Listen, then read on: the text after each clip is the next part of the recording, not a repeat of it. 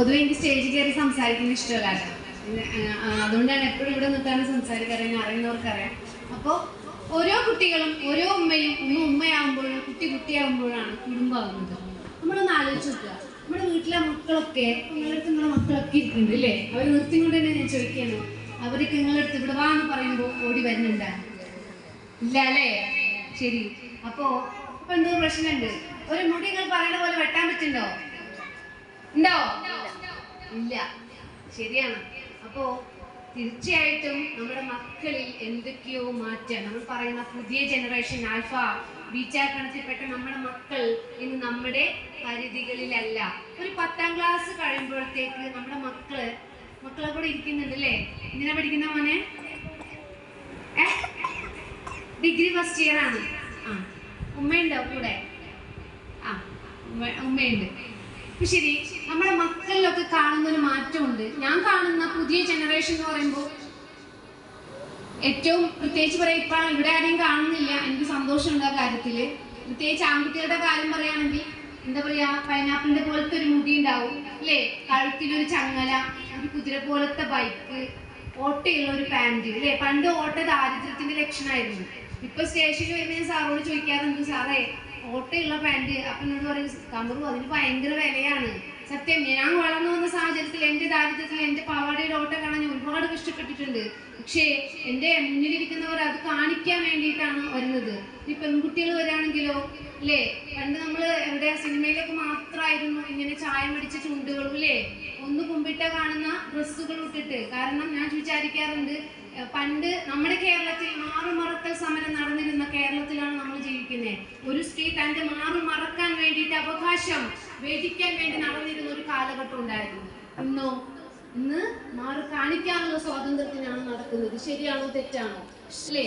പലപ്പോഴും പല കേസിലും ബസ്സിന്ന് അവിടെ പിടിച്ചു ഇവിടെ പിടിച്ചു പറഞ്ഞ കുട്ടികൾ സ്റ്റേഷനിലേക്ക് പരാതി വരുമ്പോൾ എനിക്ക് തോന്നാറുണ്ട്, ഇവിടെ കണ്ട എനിക്കും പിടിക്കാൻ തോന്നുന്നു. ശരിയാണോ തെറ്റാണോ? ശരിയാണോ തെറ്റാണോ ഇല്ലേ? 100 പേരുണ്ടെങ്കിൽ 60% പേരും ലഹരിക്ക് അടിമപ്പെട്ട സമൂഹത്തിലൂടെ കാണാൻ പാടില്ലാത്ത തന്റെ പ്രൈവറ്റ് പാർട്സ് മൊത്തം കാണിച്ചു നടക്കുന്ന ലഹരി പിടിച്ച അവൻ തോണ്ടോ ഇല്ലയോ? പക്ഷെ ഞാൻ പറയാറുണ്ട്, അത് അവരുടെ ഡ്രസ്സാണ്, സമ്മതിച്ചോ, അവർ ഇഷ്ടമാണ്.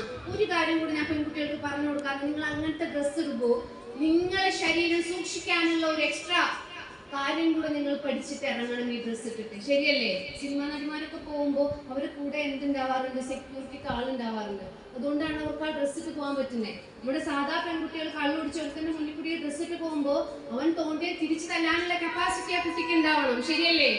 ആണോ അല്ലയോ? ആണ്. അപ്പോ നമ്മുടെ സമൂഹത്തിൽ നമുക്ക് കുട്ടികൾക്ക് അറിയാതെ പോകുന്ന കുറേ പാഠങ്ങൾ നമുക്ക് മുന്നിലുണ്ട്. അപ്പൊ നമ്മുടെ കുടുംബത്തിലോട്ട് തന്നെ വരാം. കുടുംബം ഇമ്പമുള്ളതല്ല ഇന്ന് കുടുംബം. ഉത്തരവാദിത്തങ്ങളുടെ കുടുംബത്തിൽ യാതൊരു പ്രശ്നങ്ങളും ഉണ്ടാവില്ല. ഉപ്പയായി നിൽക്കുന്നുണ്ടെങ്കിൽ അവിടെ പ്രശ്നങ്ങൾ വരില്ല. എൻ്റെ മുന്നിൽ വരുന്ന 2-3 കാര്യങ്ങൾ നിങ്ങൾക്ക് മുന്നിൽ പരിചയപ്പെടുത്തുകയാണ്. കഴിഞ്ഞ ദിവസം നമ്മളൊരു 6 കുട്ടികളെ മെന്റൽ റീഹാബിലിറ്റേഷൻ സെന്ററിൽ കൊണ്ടുപോയി. ഞാൻ എവിടെയോ സ്കൂൾ അങ്ങനെയൊന്നും ഞാൻ പറയാറില്ല, ഞാൻ എടുത്ത് കാണിക്കാറില്ല. പക്ഷെ ആ കുട്ടികളുടെ 6 പേർക്കും 6 തരത്തിലുള്ള പ്രശ്നങ്ങളാണ് ഉണ്ടായിരുന്നത്. ഒന്നാമത്തെ കുട്ടി ഈ ലഹരിയുടെ ലോകത്തേക്ക് വരാൻ കാരണം എന്ന് പറയുന്നത് ആ കുട്ടിയുടെ ഉപ്പ ഗൾഫിലാണ്. പറയാം, നമ്മൾ കുട്ടികളെ എങ്ങനെ സ്നേഹിക്കുക. സാർ നേരത്തെ ഒരു സാർ ക്ലാസ് എടുത്തു, അതിൽ പറയാതെ കുറേ കാര്യങ്ങൾ പറഞ്ഞിട്ടുണ്ട്. നമ്മുടെ മക്കളെ നമ്മൾ സ്നേഹിക്കുന്നത് എങ്ങനെയാണ്? മക്കളോട് സ്നേഹം ഓരോ പേരന്റും കാണിക്കുന്നത് എങ്ങനെയാ? നമ്മളൊന്ന് പറഞ്ഞേ, മക്കൾ പറഞ്ഞേ. മോള് എന്തിനാ പഠിക്കുന്നേ? +2 ആണ് അല്ലേ? ഉമ്മയ്ക്ക് നിന്നോട് സ്നേഹമുണ്ടോ? ഉണ്ട്. എങ്ങനെയാണ് എനിക്കത് മനസ്സിലായിട്ടുള്ളത്?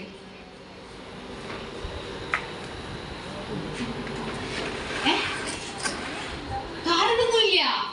ഇല്ല. അമ്മയുടെ സ്നേഹം മോൾക്ക് എങ്ങനെയാണ് ഫീൽ ചെയ്തിട്ടുള്ളത്? എന്തുകൊണ്ട് നീ ഉമ്മനെ സ്നേഹിക്കുന്നു? ആവശ്യങ്ങളെല്ലാം നിറവേറ്റി തരുന്നുകൊണ്ടാണ്. ഓരോ പേരന്റും കേട്ടോ, അത് നിറവേറ്റി തരുന്നില്ലെങ്കിൽ ആ കുഞ്ഞ് നിങ്ങളെ ഇഷ്ടപ്പെടുമോ ഇല്ലയോ? നിങ്ങളെന്താ മിണ്ടാത്ത പേരൻസ്? അമ്മക്കൊരു കുട്ടിക്കാരുണ്ടായിരുന്നു. നിങ്ങളുടെ പേരൻസ് നിങ്ങൾ പറഞ്ഞൊക്കെ മേടിച്ചു തന്നിട്ടുണ്ടോ? സത്യമായിട്ട് പറയണം. ഇല്ല. ഇത് നിങ്ങളോട് സ്നേഹിച്ചിട്ടില്ലേ? തിരുത്തണം. തിരുത്തണ്ടേ? തിരുത്തണം. അവിടെയാണ് നമ്മുടെ ആവശ്യങ്ങൾ നിറവേറ്റി കൊടുക്കുമ്പോൾ അവർക്ക് നമ്മളോട് നല്ല ഇഷ്ടമാണ്. ഒരു പ്രായം കഴിഞ്ഞു, കാരണം ചെറുപ്പത്തിൽ അവർ പറയുന്ന ഓരോ ആവശ്യങ്ങളും അംഗീകരിച്ചു കൊടുക്കുമ്പോൾ നമ്മൾ ബെസ്റ്റ് മദറാണ്, ബെസ്റ്റ് ഫാദറാണ്. കൗമാരത്തിലെത്തുമ്പോൾ അവരുടെ ആവശ്യങ്ങൾ മാറി മാറി വരും. ചെറുപ്പത്തിൽ അവരുടെ ആവശ്യങ്ങൾ ചെറുതായിരിക്കും അല്ലേ, ഒരു മുട്ടായി അല്ലെങ്കിൽ ഒരു ഡ്രസ്സ്, അതൊക്കെ നമ്മൾ പിന്നെ ഒഴിച്ചു കൊടുക്കും. കുറച്ച് കഴിഞ്ഞാൽ അവർ 8ാം ക്ലാസ്സിൽ എത്തുമ്പോൾ അവർ പറയും ഫോണ് വേണം, അപ്പൊ നിങ്ങൾ പറയും വേണ്ടാന്ന് പറയും. അപ്പൊ വീട്ടിലെ പ്രശ്നങ്ങൾ തുടങ്ങും, ശരിയല്ലേ? പ്രശ്നങ്ങൾ തുടങ്ങിക്കഴിഞ്ഞാൽ അവർ നിങ്ങൾ ക്ലാഷ് ആയി തുടങ്ങും, നിങ്ങൾക്ക് മാനസികമായിട്ട് ബുദ്ധിമുട്ട്, അവരും നിങ്ങളോട് എതിർപ്പാവാൻ തുടങ്ങും, നിങ്ങൾ മേടിച്ചെടുക്കൂലേ? അപ്പൊ നിങ്ങൾ നല്ല പാരന്റായി, ഒരു നല്ല കുട്ടിയായി, ശരിയല്ലേ? എവിടെ ക്ലാസ് എടുത്താലും കുട്ടികൾ ചോദിക്കും നിങ്ങളുടെ ഉമ്മയും ഉപ്പയും നിങ്ങൾ സ്നേഹിക്കുന്നത് എന്തുകൊണ്ടാണെന്ന് ചോദ്യത്തിന് ഉത്തരം ഒറ്റയുള്ളൂ, ആവശ്യങ്ങൾ നിറവേറ്റി തരുന്നത് കൊണ്ട്. അവിടെയാണ് തിരിക്കേണ്ടത്. ഒരു ഉപ്പയും ഉമ്മയും ആവശ്യങ്ങൾ നിറവേറ്റി തരാനുള്ള ഒരു മാധ്യമം മാത്രമാണെന്ന് കുട്ടികൾ മനസ്സിലാക്കി കഴിഞ്ഞിരിക്കുന്നു, ശരിയല്ലേ? നിങ്ങൾ മനസ്സിലാക്കണം, ആ കുഞ്ഞ് വയറ്റിലുണ്ടാവുന്നതിന് മുന്നേ കറുത്തിട്ടാണോ വെളുത്തിട്ടാണോ എന്ന് അറിയുന്നതിന് മുന്നേ നമ്മൾ സ്നേഹിച്ചു തുടങ്ങിയതാണ്. ആ കുഞ്ഞാണ് പറയുന്നത്, അവളെ മനസ്സിലാക്കി, അവളല്ലോ ഈ ജനറേഷൻ മൊത്തം അങ്ങനെയാണ്, മോളെ നിന്നെ ഇൻസൾട്ട് ചെയ്യാനല്ല കേട്ടോ, അവരുടെ ഉത്തരങ്ങളാണ്, തിരുത്തലുകളാണ്. ഒരിക്കലും ആ കുഞ്ഞങ്ങനെ വിചാരിച്ച് പറയുന്നതല്ല, പക്ഷെ കുട്ടികളിൽ നിന്ന് കിട്ടുന്ന ആൻസറുകളാണ് ഡിസ്കസ് ചെയ്യുന്നത്. അച്ഛനും അമ്മയും ആവശ്യങ്ങൾ നിറവേറ്റി തരുന്ന ഉപകരണങ്ങളായി മാത്രം മാറരുത്. തിരുത്തേണ്ടടുത്ത് തിരുത്തണം, നോ പറയേണ്ടടുത്ത് നോ പറയണം, അല്ലേ? എൻ്റെ അച്ഛനും അമ്മയും എന്നെ നന്നായി നോക്കുന്നു, എൻ്റെ ആവശ്യങ്ങളെല്ലാം നീട്ടിത്തരുന്നു, എന്നെ സ്നേഹിക്കുന്നു എന്ന് പറയാൻ പറ്റുന്ന ഒരു മക്കളായി നമ്മുടെ മുന്നിൽ അവരെ നിർത്തണ്ടേ? ശരിയല്ലേ? ഇനി ഞാൻ ചോദിക്കുന്ന വേറെ ഏറ്റവും ഒരു ബെസ്റ്റ് ഡിഗ്രിക്ക് പഠിക്കല്ലേ മോന്, അവന്റെ ബെസ്റ്റ് ഫ്രണ്ടിന്റെ പേരെന്താണ്? വിവേകാണ് ആണല്ലേ? ശരി, മോനെ ഏറ്റവും ഇഷ്ടം അവനെയാണ്. മോൾക്ക് ഏറ്റവും ഇഷ്ടം ലോകത്തിൽ ആരാണ്? ഏറ്റവും ഇഷ്ടം ആരാ? ഉപ്പയും ഉമ്മയാണ്. എന്തേ? ഇത് മോനല്ലേ? മോളാണ്, അത് മോനാണ്. ഏറ്റവും ബെസ്റ്റ് കൂട്ടുകാരി ആരാ? ഉപ്പ ഉമ്മ തന്നെയാണ്. എന്തേ? കള്ളം പറഞ്ഞതാണോ ഞാൻ? ആണോ? ഇത്രേ ഉള്ളൂ. സ്റ്റേഷനിലിരിക്കുമ്പോൾ എനിക്ക് ഫീൽ ചെയ്യുന്ന ഒരൊറ്റ ഉത്തരേ ഉള്ളൂ, ഇവിടെ മാറുന്നത് കുട്ടികളാണോ പാരന്റ്സ് ആണോ? ആരാ മാറുന്നത്? കുട്ടിയാണോ പാരന്റ്സ് ആണോ മാറുന്നത്? നിങ്ങൾ പറയും, ഉത്തരം പറയും. ഫോൺ വെച്ചിരിക്കുന്നത് വേണ്ട, എനിക്ക് അതിനോട് താല്പര്യമില്ല. രക്ഷിതാക്കൾ മാറുന്നു. മോൾക്ക് എത്ര വയസ്സായി? 8 വയസ്സ്. എൻ്റെ മൂത്ത മോളുടെ പ്രായം 8 വയസ്സ് വരെ കുഞ്ഞിന്റെ മനസ്സിൽ ഏറ്റവും ബെസ്റ്റ് ഫ്രണ്ട് ഇഷ്ടം ആരെയാണ്? ഉപ്പയും ഉമ്മയാണ്. അതൊരു 18 കഴിയുമ്പോഴത്തേക്ക് അവന്റെ ഫ്രണ്ട് ആരായി? വിവേകായി, അല്ലേ? നിങ്ങളെയൊക്കെ മനസ്സിൽ അങ്ങനെ ആവുന്നുണ്ടായിരിക്കും, ശരിയല്ലേ? കാരണം വൈബ് ഒക്കുന്നത് ആരോടായിരിക്കും? ഫ്രണ്ട്സിനോടായിരിക്കും. നമ്മള് പഴഞ്ചനാണ്. ചെറുതാവുമ്പോ ഓരോ കുട്ടിയും പറയും ഏറ്റവും ഇഷ്ടം ഉപ്പയും ഉമ്മയാണ്. പിന്നെ വലിയ മക്കളോട് ഇപ്പം ഡിഗ്രി നമ്മുടെ തൊട്ടടുത്ത കോളേജിൽ കഴിഞ്ഞ ദിവസം ക്ലാസ് എടുക്കാൻ പോയി. അവരോട് ഞാനൊരു അരമണിക്കൂർ ക്ലാസ് ഒന്നും എടുക്കാതെ സംസാരിച്ച് എനിക്ക് 2 കാര്യം വ്യക്തമായിട്ടുണ്ട്. നമ്മുടെ മക്കൾ ഒരു പ്രായം കഴിഞ്ഞാൽ എന്തുകൊണ്ട് അവർ ഫ്രണ്ട്സിന്റെ പേര് പറയുന്നു എന്ന് നിങ്ങൾ ചിന്തിച്ചിട്ടുണ്ടോ? എന്തുകൊണ്ടാ? അത് അവര് വിചാരിച്ച സ്നേഹം കരുതലും വീട്ടിൽ നിന്ന് കിട്ടണില്ല. രക്ഷിതാക്കൾ കൊടുക്കണം, നമ്മൾ കൊടുക്കണം. തിരുത്തുക, നമ്മളാണ് മാറേണ്ടത്, കുട്ടികളല്ല മാറുന്നത്. ആരാണ്? ഏറ്റവും ബെസ്റ്റ് എക്സാമ്പിൾ ആണ്. ചെറിയ കുട്ടികളാകുമ്പോൾ തോളത്തെടുക്കും, ഇല്ലേ? കുറച്ച് വലുതായി നമ്മൾ മടിയിലിരുത്തും. കുറച്ചും കൂടെ വലുതായിട്ട് നമ്മൾ കൈ പിടിച്ച് നടക്കൽ തുടങ്ങും. കുറച്ചും കൂടെ വലുതായ നമ്മൾ കൂടെ നടത്തും, ഇങ്ങനെ ജസ്റ്റ് വിട്ട് നമ്മുടെ കൂടെ ഉണ്ടാവും. കുറച്ചും കൂടെ വലുതായ നമ്മൾ ഐറ്റങ്ങളെ വീട്ടിലിരുത്തും. ശരിയാണോ തെറ്റാണോ? ശരി. തെറ്റാണെങ്കിൽ ഉമ്മ നന്നായിരിക്കും. എനിക്ക് പറയാനുള്ളത് ഓരോ അല്ലെങ്കിൽ നമ്മളൊരു കല്യാണത്തിന് പോവാണ്, ചെറിയ കുട്ടികളാണെങ്കിൽ ഒക്കെ എനിക്ക് കൊട്ടിപ്പിടിച്ച് പോറ്റി കൊണ്ടുപോകും, ഇല്ലേ? ഒരു പ്രായം കഴിഞ്ഞാൽ ചോദിക്കും ഈ പോരിനുണ്ടോന്ന് ചോദിക്കലുള്ളൂ. താല്പര്യം ഉണ്ടെങ്കിൽ ഓലെ കൊണ്ടുപോകും, അല്ലെങ്കിൽ അവരവിടെ വെച്ചിട്ട് പോകും, ശരിയല്ലേ? ആണ്. ആ പ്രായത്തിൽ നിങ്ങൾ കൂടെ കൂട്ടാൻ നിങ്ങൾ പഠിക്കണം. ഏത് പ്രായം ഞാൻ പറയാം, 18 വയസ്സ് വരെ മക്കളെ ചേർത്ത് പിടിക്കണം. ചെറുതാകുമ്പോൾ 100 ഉമ്മ കൊടുക്കും, ഇല്ലേ? എല്ലായിടത്തും ഉമ്മയാണ്. ഒരു ദിവസം ഒരു 300 എല്ലാവരും ഇങ്ങനെ പിന്നെ എല്ലാവരും ഉമ്മയാണ്. ഓരോ പ്രായം കഴിയുന്തോറും കൊടുക്കുന്ന ഉമ്മകളുടെ എണ്ണം നമ്മളിങ്ങനെ കുറച്ച് വരും. ഉപ്പമാരൊക്കെ പ്രത്യേകിച്ച് നമ്മളൊരു പ്രായം കഴിഞ്ഞാൽ അവരെ ഒരു ഗ്യാപ്പ് ഇടാൻ തുടങ്ങുക. ഒരിക്കലും ഇത് ചെയ്യരുത്. നിങ്ങൾ ഉമ്മ കൊടുത്തിട്ടില്ലെങ്കിൽ അപ്പുറത്ത് ഉമ്മ കൊടുക്കാൻ ഇഷ്ടം പോലെ ആളുണ്ട്, ഉണ്ടോ ഇല്ലയോ? ആ ഉമ്മ അവര് അതെ, അങ്ങനെ കൊടുക്കണം. ഏത് പ്രായം അച്ഛൻ ഒരിക്കലും മടിക്കേണ്ട. ആ കുഞ്ഞിന്റെ നെറ്റിയിൽ, മകൾക്ക് പറഞ്ഞിരിക്കുന്ന സ്ഥാനം നെറ്റിയിലാണ്. ഏത് വയസ്സിലും തന്റെ പിതാവിന് ചേർത്ത് പിടിച്ചൊരു പെൺകുട്ടിയുടെ നെറ്റിയിലുമ്മ വെക്കാം കാലം. അതുകൊണ്ട് പക്ഷെ ഒരിക്കലും നെറ്റിയിലുമ്മ വെക്കുന്നത് തെറ്റാണെന്ന് പറഞ്ഞിട്ടില്ല. ഏത് മതത്തിലും അത് തെറ്റാണെന്ന് പറഞ്ഞിട്ടില്ല. ഇല്ലല്ലോ, ഇല്ല. അപ്പൊ അതുകൊണ്ട് നിങ്ങൾ മക്കളെ ചേർത്ത് പിടിച്ച്, സ്നേഹം എന്ന് പറയുന്നത് എല്ലാവർക്കും, നിങ്ങൾ ഞാനൊക്കെ സ്നേഹം ഇഷ്ടപ്പെടുന്ന ആൾക്കാരല്ലേ? നിങ്ങൾ കെട്ടിയോന്റെ അടുത്ത് നിൽക്കുന്ന കെട്ടിയോ നിങ്ങൾ സ്നേഹിക്കണോണ്ടല്ലേ? ആണോ അല്ലയോ? ആ സ്നേഹം ഇല്ലാണ്ടായി കഴിഞ്ഞാൽ ഞങ്ങൾ ഒരു ദിവസം തെറ്റിക്കഴിഞ്ഞാൽ ഞങ്ങൾ കുട്ടിയുടെ പുറം ചോക്കും. ശരിയല്ലേ? നിങ്ങൾ മിണ്ടാത്ത്? ശരിയല്ലേ? ഞാനൊരു പെണ്ണാണ്. നമ്മൾ കെട്ടിയനോട് തെറ്റി ഏറ്റവും കൂടുതൽ ദേഷ്യം കാണിക്കുന്നത് ഈ പാവങ്ങളോടായിരിക്കും അല്ലേ? മക്കൾക്ക് ഭ്രാന്താണെന്ന് കുട്ടിയെ ചോദിക്കില്ല നിങ്ങളടുത്ത്? ഉണ്ടാവില്ലോ? ഉണ്ട്. ശരിയാണ്. നമ്മളെ ഓരോരുത്തർ ആരോട് അമ്മായിനോടുള്ള ദേഷ്യവും കെട്ടിയനോടുള്ള ദോഷമൊക്കെ നമ്മുടെ മക്കളിലാണ് നമ്മൾ തീർക്കാറ്. അതങ്ങനെയാണ്. അപ്പോ ആ സ്നേഹം നഷ്ടപ്പെടുമ്പോഴുള്ള വയലൻസ് ആണ് അത് കാണിക്കുന്നത്. അതുപോലെ തന്നെയാണ് കുട്ടികളും. 18 വയസ്സ് വരെ മക്കളെ നിങ്ങൾ പ്രസവിച്ചിട്ട് ആ കുഞ്ഞ് കരച്ചിലൂടെ ആദ്യം നമുക്ക് കമ്മ്യൂണിക്കേഷൻ നടത്തുന്നത് അല്ലേ? വിശക്കുമ്പോ കരയുന്നത് വേറെ, വേദനിച്ച് കരയുന്നത് വേറെ. ഓരോ കരച്ചിലും ഓരോ താളത്തിലൂടെ ഞാനും നിങ്ങളും അവർ മനസ്സിലാക്കിയിട്ടുണ്ടായിരുന്നു. ആ മനസ്സിലാക്കൽ 18 വയസ്സ് വരെ തുടർന്ന് കഴിഞ്ഞാൽ നിങ്ങൾ എഴുതി വെച്ചോ, എന്റെ സ്റ്റേഷനിലേക്ക് നിങ്ങളുടെ മക്കളുടെ കൈ പിടിച്ചിട്ടോ അല്ലെങ്കിൽ മക്കളെ തേടിയോ എന്റെ സ്റ്റേഷനിൽ നിങ്ങൾ കയറിയിറങ്ങേണ്ട ആവശ്യം ഉണ്ടാവില്ല. ഉണ്ടാവോ? ഇല്ല. എപ്പോഴും പറയാറുണ്ട്, നല്ലൊരു മതിലുണ്ടെങ്കിൽ അവിടെ മറ്റു ജീവികളെ, പുറത്തുനിന്നുള്ള പട്ടികളും പൂച്ചകളും മറ്റേ പശുക്കളൊക്കെ അലഞ്ഞു തിരിയുന്ന എല്ലാവരും കയറാൻ പഠിക്കും. അതേപോലെ തന്നെ നല്ലൊരു വീടുണ്ടെങ്കിൽ അവിടെ ഉണ്ടാവുന്ന പ്രശ്നങ്ങളും കുറവായിരിക്കും. അതുകൊണ്ട് ഇന്ന് തൊട്ട് അച്ഛനാവട്ടെ അമ്മയാവട്ടെ മക്കളെ ചേർത്ത് പിടിക്കുക. സ്നേഹം മാത്രം കൊടുത്താൽ പോരാ, അവർക്ക് സ്നേഹത്തിന്റെ അതേ അളവിൽ വേണ്ടാത്തത് കാണിക്കുമ്പോൾ ശിക്ഷണവും. 10ാം ക്ലാസ്സിൽ എത്തിയിട്ടല്ലതല്ലത്. ചെറുപ്പത്തിലെ മക്കളോട് നോ പറഞ്ഞും വേണ്ടാത്തത് കാണിക്കുമ്പോൾ ശിക്ഷണം കൊടുത്തും മക്കളെ വളർത്തണം. വേണ്ടേ?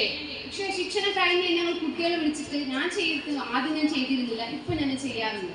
എൻ്റെ മോളെ തല്ലിക്കഴിഞ്ഞു ഒരു 5 മിനിറ്റ് കഴിഞ്ഞ് എൻ്റെ മോളെ വിളിച്ചിട്ട് ചിലപ്പോൾ ഒന്ന് കൊടുത്താൽ ഞാൻ പറയും, മോളോട് ഇഷ്ടം ഉണ്ടായിട്ട് എല്ലായിട്ടല്ല ഞാൻ തല്ലിയത്. മോളെ കാണിച്ച ആ ഒരു സ്വാതന്ത്ര്യമല്ലോ, അത് പെട്ടെന്ന് വെച്ചിട്ട് ദേഷ്യം വന്നുകൊണ്ടാണ് എന്നെ തല്ലിയത്. തിരി തന്നെ നമ്മള് ഒരിക്കലും എൻ്റെ മോളെ വെറുത്തിട്ടല്ല ഞാനത് ചെയ്തതെന്ന് നമ്മൾ പറഞ്ഞു കൊടുത്തിട്ടില്ലെങ്കിൽ, LP സ്കൂളിലെ കുട്ടികൾക്ക് ക്ലാസ് എടുത്തപ്പോൾ ഞാൻ അവരോടൊരു കാര്യം ചോദിച്ചു. അങ്ങനെയാണ് ഞാൻ മാറിയത്.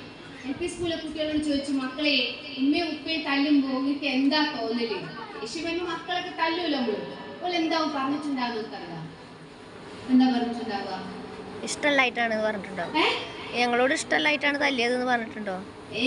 ഇതൊന്നല്ല, അതൊക്കെ മക്കൾക്ക് പുതിയ വൈദ്യത്തിൽ നിങ്ങൾ മാറി രണ്ടാവൂർ പറഞ്ഞിട്ടുണ്ടാവുക. ദേഷ്യം വന്ന മക്കൾക്ക് എന്താ ചെയ്യാൻ തോന്നുക? ഉമ്മ പിന്നെ നല്ലോണം ഒരു ദിവസം തല്ലി കഴിഞ്ഞ മോൻ എന്താ തോന്നുക? മോനെ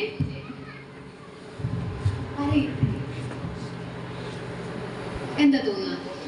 നല്ലോണം നീ മോശമായ ഒരു കാര്യം ചെയ്യിച്ചു, നല്ലോണം ദേഷ്യപ്പെട്ടു, വഴക്ക്, നല്ല അടി കിട്ടി, മോനെ ഒപ്പം മനസ്സിൽ തോന്നുന്ന വികാരം എന്താവും?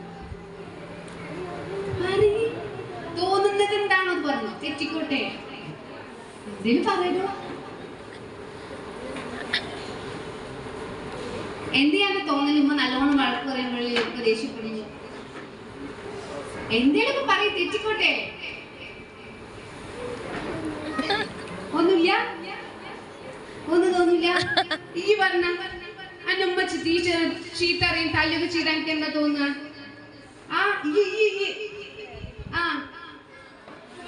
നീ പറയില്ല, നീ പറയോ? ഉമ്മ അവിടെ ഇരിക്കുന്നോണ്ടാണോ പറയട്ടെ?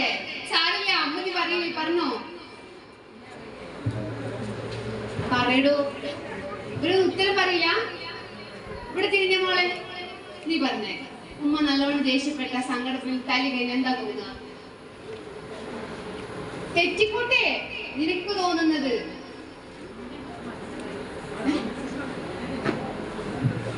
എന്തിനൊന്ന് പറയണോ? തിരിച്ചങ്ങോട്ട് പറയൂ. അത് വേറെ. അപ്പൊ മനസ്സിലെന്തെങ്കിലും തോന്നലുണ്ടോ? ഉമ്മ ചീത്ത പറയുമ്പോ സങ്കടം വരും. സങ്കടം വന്നാല് സങ്കടത്തിൽ കരയോട് ചെയ്യാ, വേറെ ഒന്നും തോന്നലൊന്നുമില്ല. നിനക്ക് എന്തെങ്കിലും തോന്നലുണ്ടോ? ഇല്ല. നിനക്ക് എന്തെങ്കിലും തോന്നലുണ്ടോ? നിനക്ക് അങ്ങനത്തെ പ്രശ്നേ ഇല്ല. പേടിച്ചിട്ടാണോ പറയാത്തെ? മോൾക്ക് എന്തെങ്കിലും തോന്നലുണ്ടോ? ഉമ്മാരുള്ളോണ്ടാണോ നിങ്ങൾ പറയട്ടെ? ഉമ്മമാരുള്ളതുകൊണ്ടാണ് പറയാത്തെ. ഞാൻ പറയാം, ഞാനിപ്പോ ഇവിടെ വന്നിട്ട് 3 വർഷം, ഈ 3 വർഷത്തിനിടയിൽ ഞാൻ ഇഷ്ടംപോലെ കുട്ടികളുടെ കമ്മ്യൂണിക്കേഷൻ നടത്തിയതിൽ സ്കൂൾ തുറന്നിട്ട് ഈ ജൂണിൽ തന്നെ ഞാൻ എനിക്ക് തോന്നുന്നു 42 സ്കൂളുകളിൽ ക്ലാസ് എടുത്തിട്ടുണ്ട്. ആ 42 സ്കൂളുകളിൽ ചെറിയ കുട്ടികളോട് സംസാരിച്ചതിൽ ഏറ്റവും വിഷമം തോന്നിയ ഒരു കാര്യമായിരുന്നു കുട്ടികൾ പറഞ്ഞ ഉത്തരം 3 എണ്ണാണ്. ഒന്നൊരാൾ പറഞ്ഞു എനിക്ക് റൂം അടച്ചിട്ട് കരയാൻ തോന്നി. രണ്ടാമതൊരു കുട്ടി പറഞ്ഞത് എനിക്ക് വീട്ടിൽ നിന്ന് ഇറങ്ങി പോവാൻ തോന്നും. മൂന്നാമത് കുട്ടികൾ പറഞ്ഞത് എനിക്ക് ജീവിക്കണ്ട എന്ന് തോന്നി. തോന്നൂല്ലയോ? തോന്നൂല്ലയോ? കണക്കുകൾ സൂചിപ്പിക്കുന്നു, കഴിഞ്ഞ 2024 ഏറ്റവും കൂടുതൽ കുട്ടികൾ ആത്മഹത്യ ചെയ്യുന്ന സംസ്ഥാനങ്ങളിലൊന്ന് കേരളമാണ്. എന്തുകൊണ്ട് നമ്മുടെ മക്കൾ ചെറിയ പ്രശ്നങ്ങൾ വരുമ്പോൾ ആത്മഹത്യയിലേക്ക് പോകുന്നു? അതിന്റെ ഉത്തരവും നേരത്തെ ഞാൻ പറഞ്ഞില്ലേ, നമ്മൾ ശിക്ഷണങ്ങളാവാം, പക്ഷെ ഒരു 5 മിനിറ്റ് കഴിഞ്ഞാൽ 10 മിനിറ്റ് കഴിഞ്ഞാൽ മക്കളെ ചേർത്ത് പിടിച്ചിട്ട് പറയണം, മോളെ നീ എന്റെ ജീവനാണ്, ഞാൻ നിന്നെ എതിർത്തത്, നിന്നെ ശിക്ഷിച്ചത്, ശാസിച്ചത് നിന്റെ ആ മോശം സ്വഭാവത്തെയാണ് എന്ന് പറയാൻ പഠിച്ചിട്ടില്ലെങ്കിൽ നമ്മുടെ മക്കൾ നമുക്ക് നഷ്ടമാവും. എന്തുകൊണ്ട്? നമ്മുടെ കഴിഞ്ഞിപ്പോ ഏറ്റവും മോശം ഉണ്ടാക്കിയ ഒരു കുട്ടിയാണ്, ഒരു ടീച്ചർ ചീത്ത പറഞ്ഞിട്ട് ഒരു കുട്ടി ആത്മഹത്യ ചെയ്തു. ഇപ്പൊ തൊട്ടുപുറത്ത് നമ്മുടെ അവിടെ ഒരു സ്കൂളിലും അങ്ങനെ ഇൻസിഡന്റ് ഉണ്ടായില്ല, പക്ഷേ ഉണ്ടായി. എന്തുകൊണ്ട് നമ്മുടെ കുട്ടികൾ അങ്ങനെ ഒരു തെറ്റിലേക്ക് പോകുന്നു എന്ന് ചോദിച്ചാൽ തന്നെ കേൾക്കാൻ ആരുമില്ല എന്നൊരു ചിന്തയാണ്. ആ ചിന്ത നമ്മുടെ മക്കൾക്ക് ഒരിക്കലും ഉണ്ടാവരുത്. മക്കളോട് സംസാരിക്കുക. അങ്ങനെ ചോദിച്ചപ്പോഴാണ്, നിങ്ങളൊക്കെ വീട്ടിൽ സംസാരിക്കുക? എല്ലാവരും സംസാരിക്കുക? എല്ലാവരും സംസാരിക്കാറുണ്ട്. ഇപ്പയാണോ? എത്ര കുട്ടികളുണ്ട്?